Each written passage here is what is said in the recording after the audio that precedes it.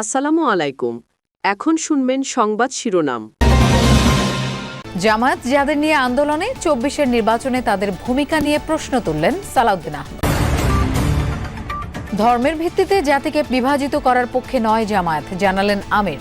জুলাই সনদের ভিত্তিতে সংসদ নির্বাচনের দাবিতে খেলাফত মজলিসের নতুন কর্মসূচি। জুলাই সনদ নিয়ে ঐক্যমত্য না হলে চূড়ান্ত সিদ্ধান্ত নেবে সরকার, জানালেন বদিউল আলম। রাজনৈতিক সদিচ্ছা ছাড়া কোনো প্রক্রিয়া কার্যকর হবে না, মত বিশেষজ্ঞদের। নাশকতা নয়, চাঁদা না পেয়ে মিরপুরে বাসে অগ্নিসংযোগ ও গুলি, 2 জনকে গ্রেফতার করেছে যৌথ বাহিনী। ধরা ছোঁয়ার বাইরে গাংচিল বাহিনীর পিন্টু। খাগড়াছড়িতে কাল সকাল থেকে 144 ধারা তুলে নেয়ার ঘোষণা প্রশাসনের। পুরোপুরি প্রত্যাহার হলো যুগ্ম ছাত্র জনতার অবরোধ কর্মসূচি। গ্লোবাল সুমুদ ফ্লোটিলার আটক 14 দেশের 137 অধিকার কর্মীকে মুক্তি দিল ইসরায়েল। তেল আবিব থেকে পাঠানো হচ্ছে তুরস্কে। এতক্ষণ শুনছিলেন সংবাদ শিরোনাম, এবার বিস্তারিত। নতুন ইস্যু তৈরি করে জনগণের মাঝে বিভ্রান্তি ছড়ানোর চেষ্টা চলছে, অভিযোগ বিএনপির। পিআর ইস্যুতে জামায়াত যাদের নিয়ে যুগপৎ আন্দোলনে নেমেছে, জুলাই অভ্যুত্থানে সেই দলগুলোর অবস্থান কি ছিল তা খোলাসা করারও দাবি জানিয়েছেন বিএনপি নেতারা। তারা বলেছেন, ভ্রান্ত কথা আর মিথ্যা পরিসংখ্যান দিয়ে জনগণকে বিভ্রান্ত করা যাবে না, বরং আন্দোলনের নামে নির্বাচন বিলম্বিত করার চেষ্টা জনগণ রুখে দেবে। রাজধানীতে পৃথক অনুষ্ঠানে বিএনপি নেতারা এসব কথা বলেন।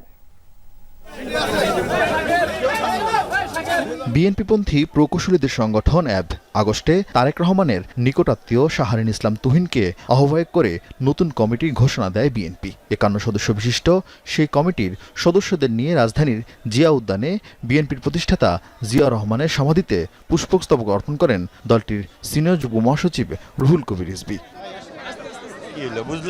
কথা বলেন জামায়াত এনসিপি নেতাদের 150 আসন প্রাপ্তির পরিসংখ্যানের দাবি নিয়ে।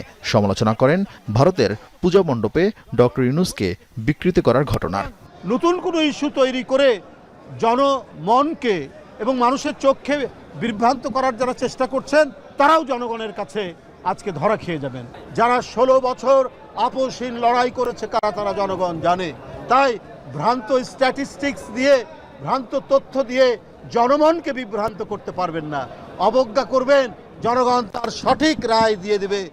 প্রশাসনের কিছু উচ্চপদে রদবদল নিয়েছিল তার উদ্বেগ।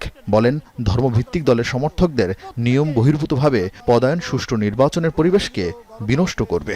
ইসলামপন্থী রাজনৈতিক দলের লোকজনদেরকে খুব কৌশলে নানাভাবে তাদেরকে বসানো হয়েছে। এটা দিয়ে কিন্তু আবার সুষ্ঠু নির্বাচন হবে না। দুপুরে এনডিপির প্রতিষ্ঠাবার্ষিকী উপলক্ষে রাজধানীতে আরেক অনুষ্ঠানে বিএনপি স্থায়ী কমিটির সদস্য সালাউদ্দিন আহমেদ বলেন, পিআরের নামে রাজনীতিতে অস্থিরতা সৃষ্টির চেষ্টা চলছে। আন্দোলনরত দলগুলোকে নির্বাচনী ইশতেহারে সব যুক্ত করে জনগণের কাছে যাওয়ার পরামর্শ দেন তিনি।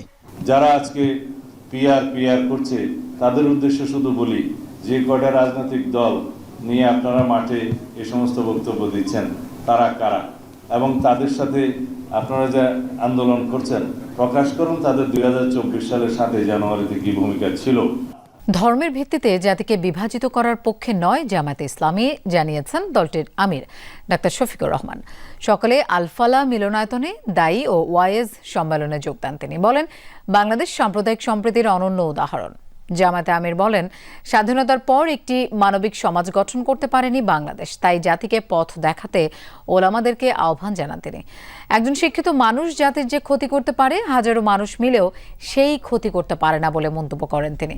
নিজ জ্ঞানকে কোরআন হাদিসের আলোকে জাতির জন্য কাজে লাগানোর কথা তাগিদ দেন ডাক্তার শফিক। তিনি বলেন, আল্লাহভীরু মানুষরা সমাজের নেতৃত্বে আসলে সমাজে শান্তি প্রতিষ্ঠা হবে।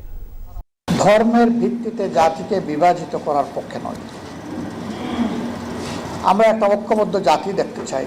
ওলামায়ে কেরাম শুধুমাত্র মেহরাবে দাঁড়িয়ে নামাজের ইমামতি করবেন, এটুকু আমার এবং আমাদের প্রত্যাশা নয়। আমরা চাই যিনি নামাজের ইমাম তিনি হবেন সমাজেরও ইমাম। এই মুত্তাকি মানুষগুলা যদি সমাজে নেতৃত্ব দেন, তাহলে সমাজেও ইনশাল্লাহ শান্তি কায়েম হবে। জুলাই সনদের আইন ভিত্তি ও এর ভিত্তিতে ত্রয়োদশ জাতীয় সংসদ নির্বাচনের দাবিতে নতুন কর্মসূচি ঘোষণা করেছে খেলাফতে মজলিস। দুপুরে ইঞ্জিনিয়ার্স ইনস্টিটিউশনে সংবাদ সম্মেলনে কর্মসূচির ঘোষণা করে দলটি। এ সময় জনগণের প্রত্যাশা অনুযায়ী রাষ্ট্র সংস্কার ও ফেব্রুয়ারিতেই নিরপেক্ষ নির্বাচনের জোরালো দাবি জানানো হয়। মহাসচিব বলেন, জুলাই সনদ গণভোট বা রাষ্ট্রপতির সাংবিধানিক ঘোষণার মাধ্যমে কার্যকর করা যেতে পারে। তবে সরকার তাদের দাবি পূরণে পদক্ষেপ না নেয় 5 থেকে 9 অক্টোবর গণসংযোগ, 10 অক্টোবর বিভাগীয় শহরে গণমিছিল এবং 12 অক্টোবর জেলা প্রশাসকের মাধ্যমে প্রধান উপদেষ্টার কাছে স্মারকলিপি দেবে খেলাফতে মজলিস। নির্বাচন সামনে রেখে 256 জন সম্ভাব্য প্রার্থীর নামও ঘোষণা করেছে দলটি।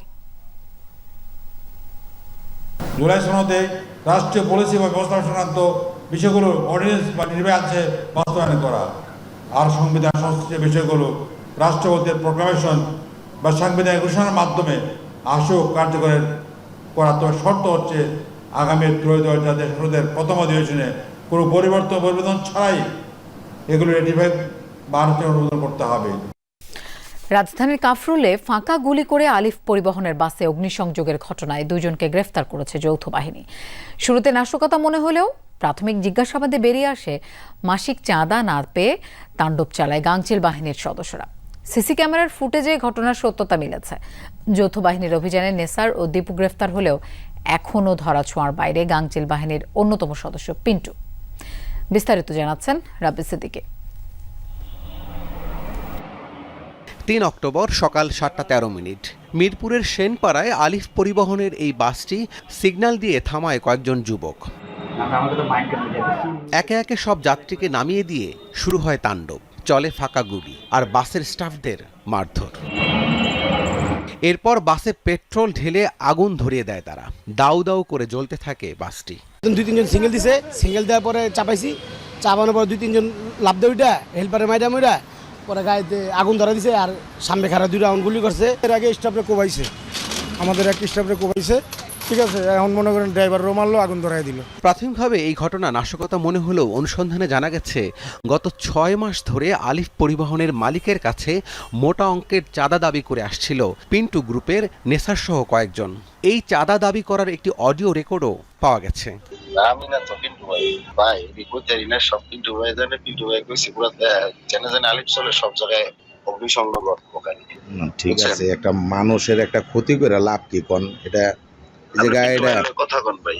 আর চাঁদা না পেয়েই আলিফ পরিবহনের এই বাসটি আগুন দিয়ে পুড়িয়ে দেওয়া হয় বলে দাবি করেন ভুক্তভোগীরা।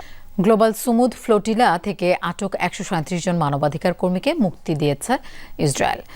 শনিবার এসব মানবাধিকার কর্মীদের বিমানে করে তুরস্কের রাজধানী ইস্তাম্বুলে পাঠানো হচ্ছে বলে নিশ্চিত করেছে তুরস্কের পররাষ্ট্র মন্ত্রণালয়।